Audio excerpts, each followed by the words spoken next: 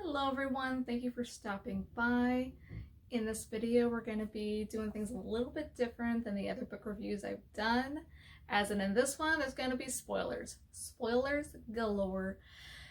Because this book's crazy and I want to talk about it. Like I want to be like that girl. I'm like, I got the gossip here. Like I got that secret and I want to tell you about it. You're like, like one of the Real Housewives, like, ooh, I have a secret, but you can't tell other people that I told you, but I'm gonna tell you. I'm gonna tell you what happened.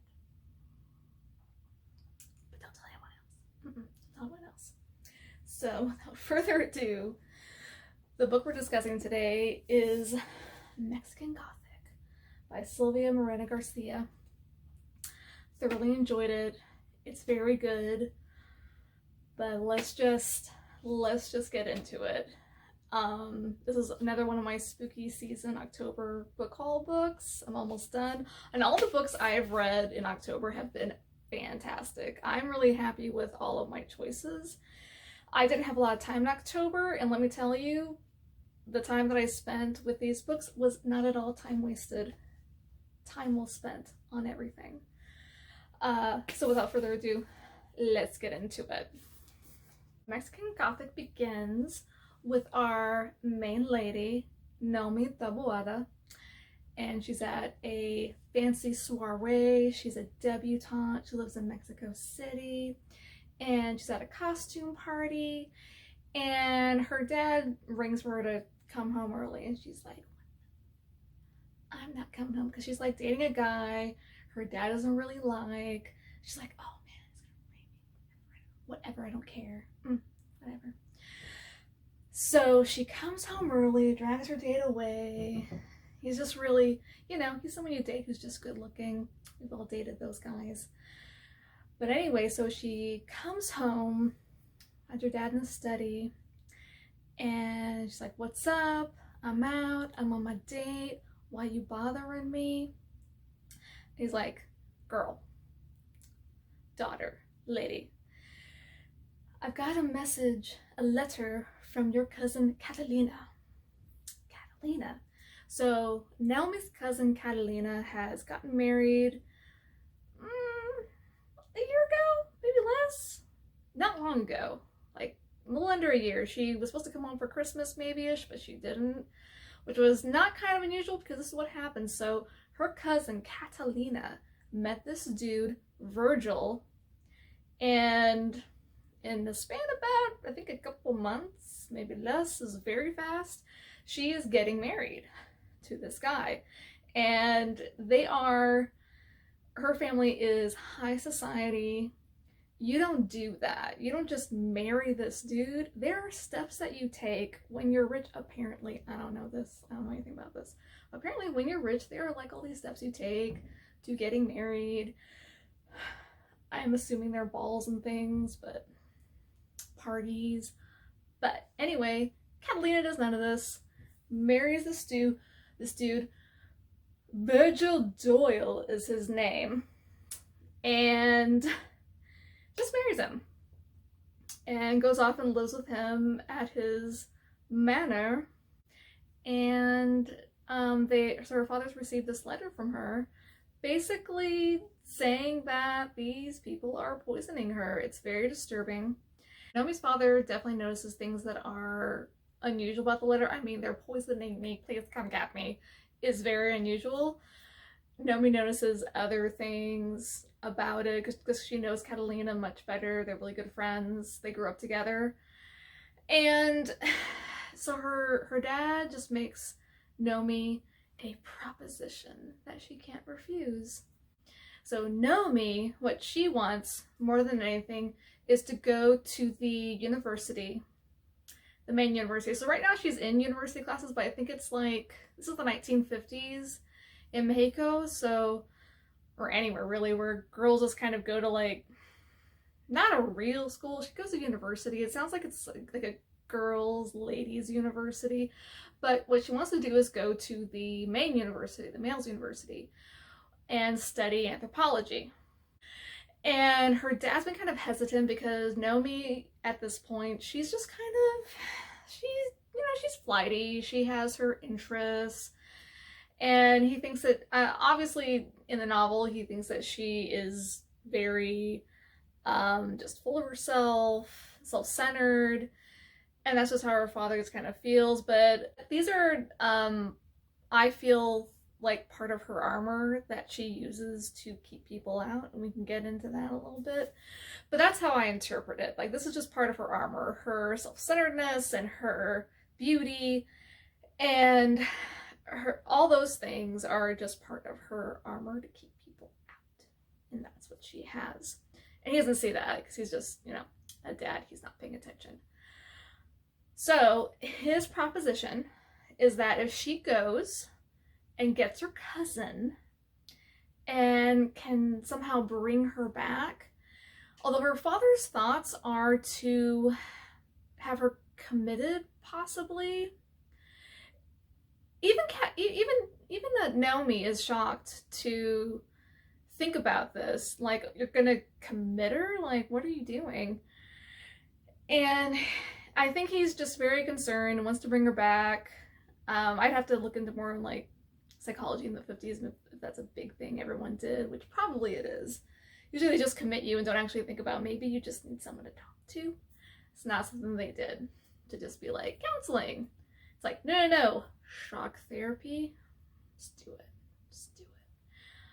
But anyway, so he wants her to go get Catalina, bring her back, and he says, if you do this, you can go and study anthropology at the main university. So Naomi's like, okay, I'll do it. And thus is how we set off on our journey.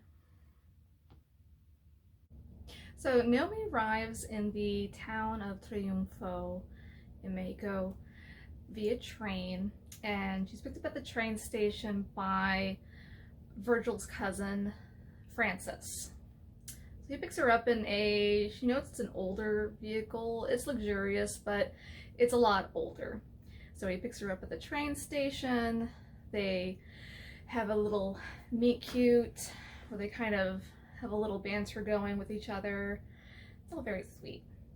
And then they begin their steady climb up to the dilapidated manor, which is called High Place. It's a very steep climb. She makes a joke that, oh, it must be a literal name, just going up, and he smirks, and it's cute.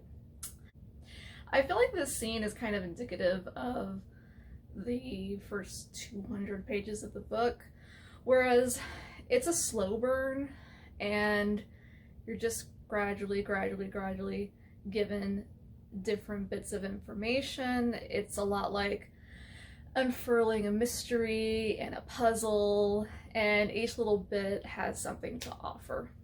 So the steep climb up to High Place is a lot like the first 200 pages of the book. So when she arrives at High Place, she meets Florence, which is Francis's mother, another cousin of Virgil, and there's a few servants, and I like the author's description of the house. It's very much in the Gothic style. Like, it's really out of place in Mexico. It'd be more at home more in England. But it's very much in that style, and she uses very lovely descriptive language to describe the decay of the house and how later on, like, it feels like it's a living entity itself. And just the way she describes it in the book is really good. So when she arrives at High Place, she doesn't get to meet Catalina right away. Catalina, they keep her in a room, just kind of away from everyone, because she's just too sick to see people. And what they're saying she has is tuberculosis. And Naomi's like, well, that just doesn't sound right to me. So she confronts Virgil, her husband, and she's really insistent on getting her own doctor in there, some doctor of some kind. She'd have to go to like a faraway town to get a specialist, like a mental health specialist, but she also just needs to see somebody to see if this tuberculosis is real. So he begrudgingly lets her go to go to back to El Triunfo to get another doctor, so she'll set that up. But anyway, in the meantime, she meets the senior member of the household, which is Howard Doyle, and he is a creeper. He's a serious creeper. He's very, very old, he's lecherous, and they get in this very awkward conversation about types and race, and it's really just cringy, awkward conversation that she has with this guy. And later on, after she leaves, she's like, oh, he's creepy. So she goes into the library later, and she finds all those articles he has on eugenics and stuff of that nature. So, total creep show this guy is. But anyway, so she, before she goes to town to get the doctor, she is able to see Catalina, and she is very, very out of it. Very out of it. And someone's always watching them usually, but Catalina tells her, yo, there's this woman in town named Marta, and she has this medicine, and I'm out of it. Could you go get some for me? And she's like, yeah, I'll do that for you, cousin. I'll do it, no problem. So she goes to do that. So when she goes to town, she sets up a meeting with the doctor, which, by the way, the Doyles have their own doctor from England, Arthur. So they have him, and he is their doctor. He also takes care of all of their, just all their business dealings in town. So the Doyles never actually leave High Place. He just goes and gets stuff done for them. And he's their doctor, and he doesn't like second opinions. So while she goes to talk to the doctor, she gets him to agree to go up, because he doesn't want to step on this other doctor's toes, but she gets him to agree to come take a look at Catalina and see what he thinks is up, if he agrees with their prognosis. So she's like, okay. So while I'm at it, while she's in town, she's like, let me go find this Marta person. So she goes to this Marta person, who is like a healer, like an old school, like a female healer. She does all kinds of stuff for the community, mostly women, but it's that type of medicine, like nature medicine, healing type stuff. And she's like, hey, my cousin, you made something for her?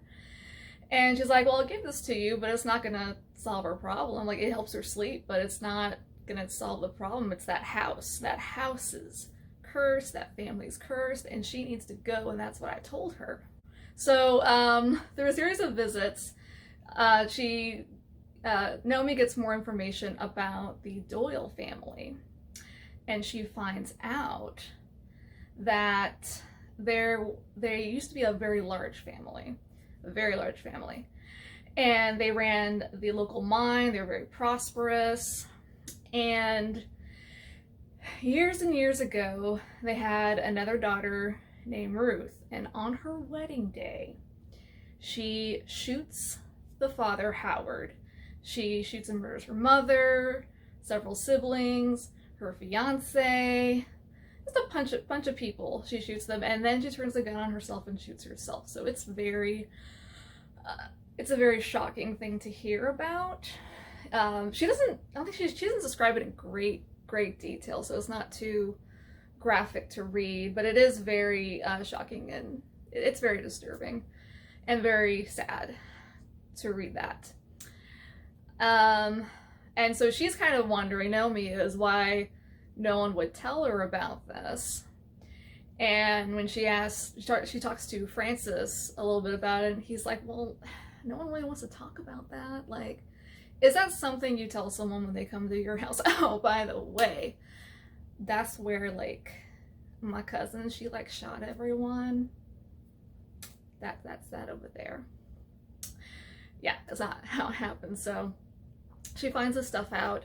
So she procures the medicine from Marta, and also gets the doctor to come visit. So the doctor comes to visit, and he sees her and talks to her, and she's kind of like, she's very, like, Catalina's very hesitant to see him. She's kind of nervous, because the Doyles, they're all watching her, of course, the whole time. And he asks her about, like, what about this medicine you had, like, this lady get to? And she's like, what are you What are you talking about? I didn't get anything from town at all. I did not. I did not do that. You are lying. Which of course she did. Her cousin got it for her.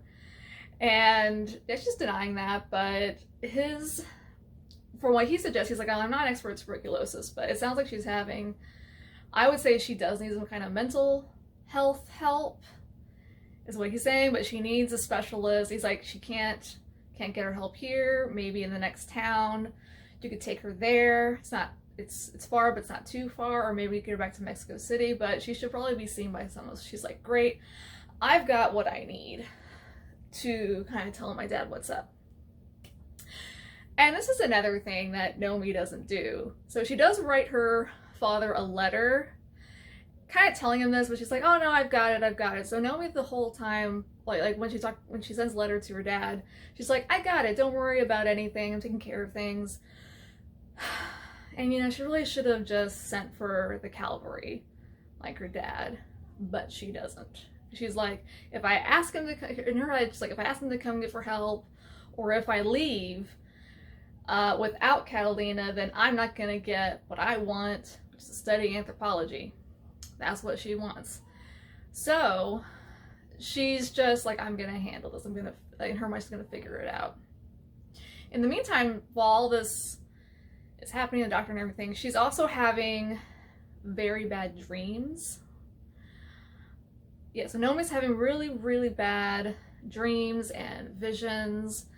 This whole time in the house, she starts sleepwalking again. And Virgil's being really creepy towards Nomi as well. Like, really leery, creepy. So that's going on as well. And I don't get too involved because there's a lot of like little stuff that happens along the way. There's an English cemetery. There's all kinds of like little details. Not to get into all of those, but eventually Nomi reaches her breaking point when she really decides, okay, I can't do this and I need to go. She's like, I need to go home.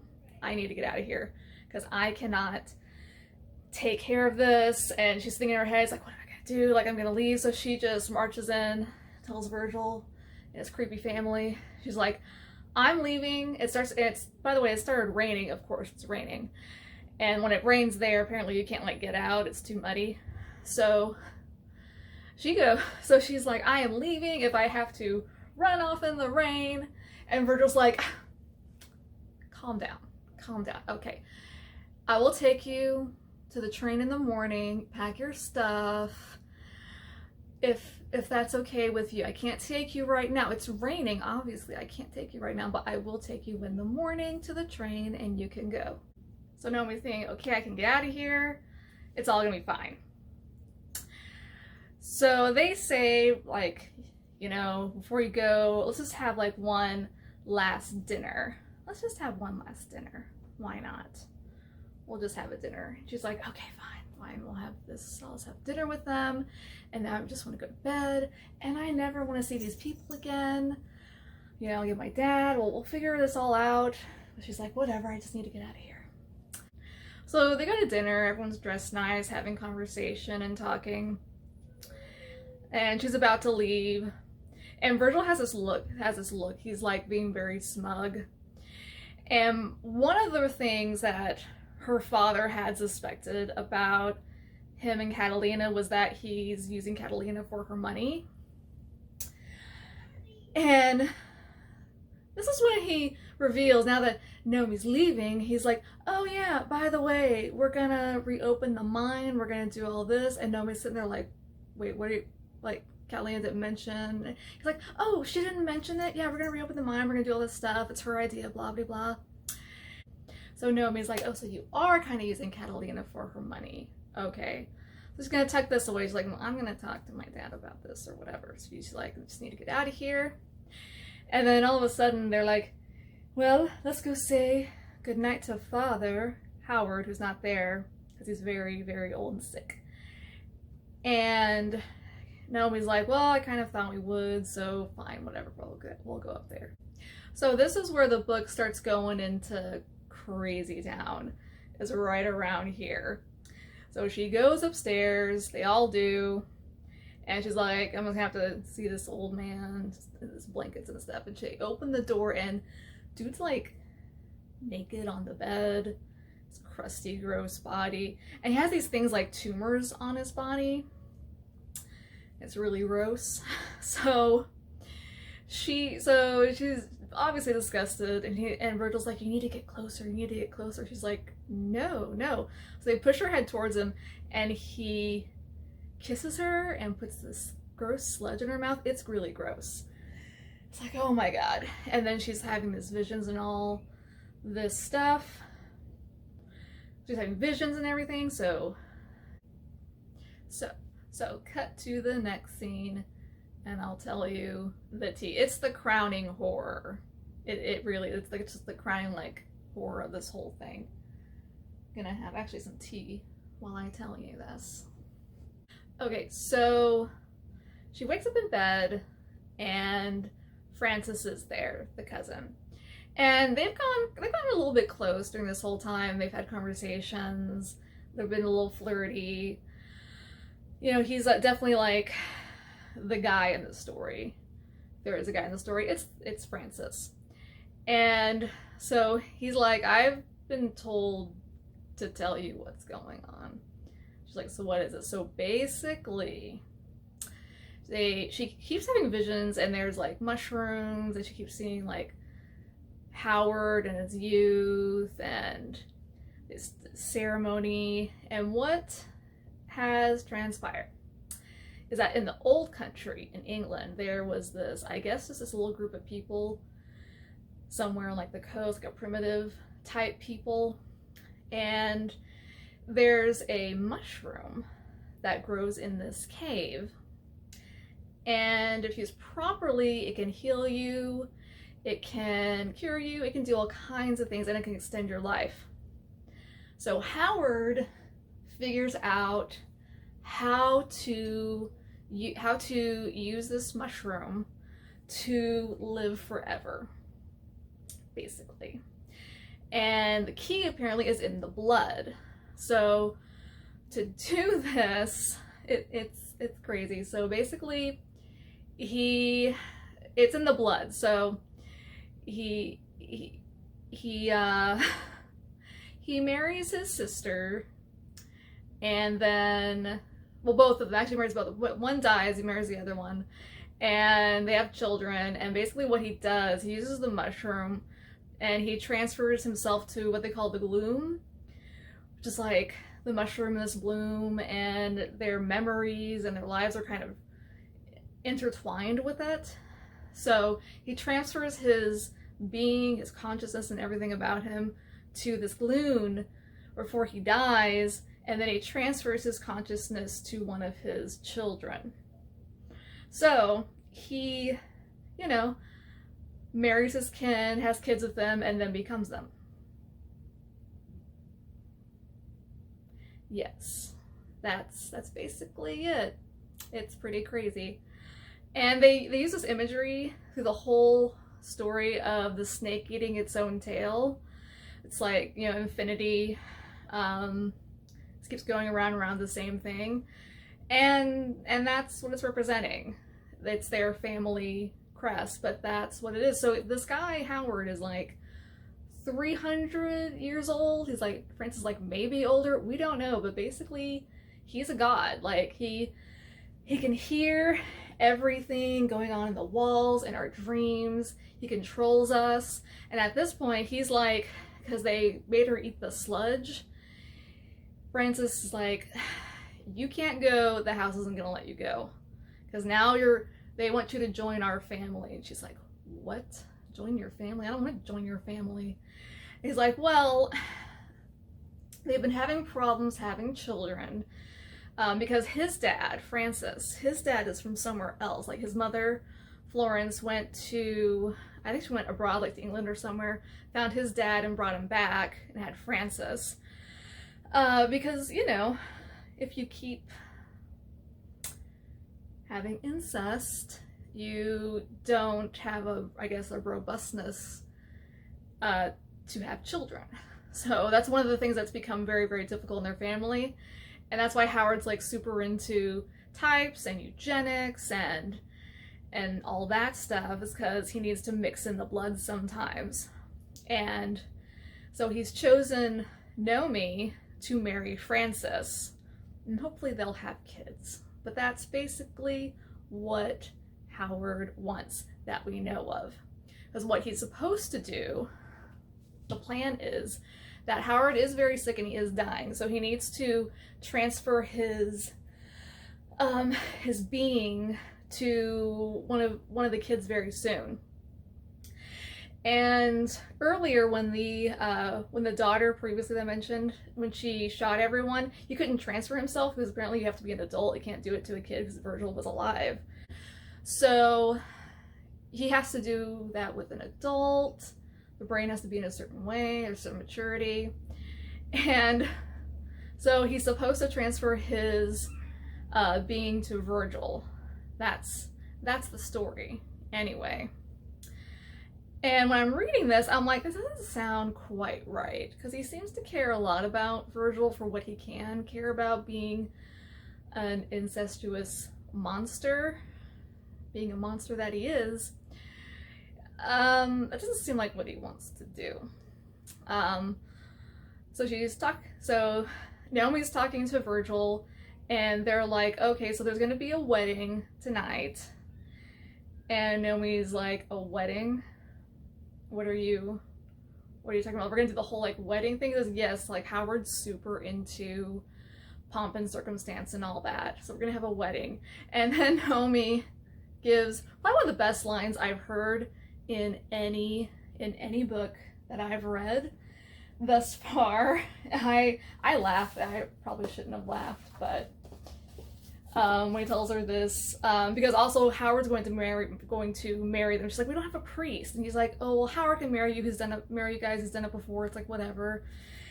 And so she says, so I'll be wed in the church of the holy incestuous mushroom, she intoned.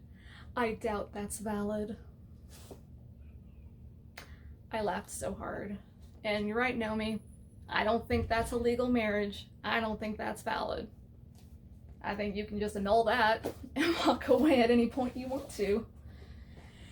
But anyway, that's the plan.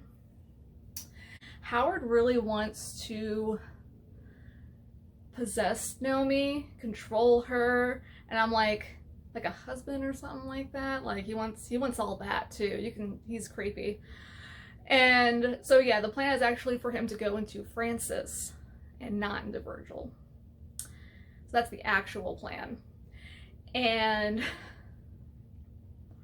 that's what I thought was gonna happen. So during this transference period, this is Francis's plan, is like during this transference thing, when he's doing this getting into Virgil's body thing, he can just like his weekend, and at that time we have an opportunity to get out. And Francis is like, I'm gonna get you out, and she's like super pissed at him. She's like, all these things are happening, you weren't gonna warn me. But it's like, what can he do? Like if the mushroom can read your thoughts and Howard knows what you're doing at all times, how can he tell him? Like, how can he tell her stuff? Which the only way that they do is because Francis speaks Spanish. So they speak very quietly in Spanish because no one else in the house speaks Spanish. They all just speak English. So they just speak Spanish to each other when they want to just be very private about something. So during the transference, they take advantage of it to make their grand escape. Catalina snaps out of it. She winds up stabbing Howard, and his mother gets shot, Florence gets shot, but Florence is just gone. But I kind of feel a little bit sorry for Florence, all the stuff that's happened to her, because he tried to have a child with Florence first. It's like, ew, gross. Yeah, gross. So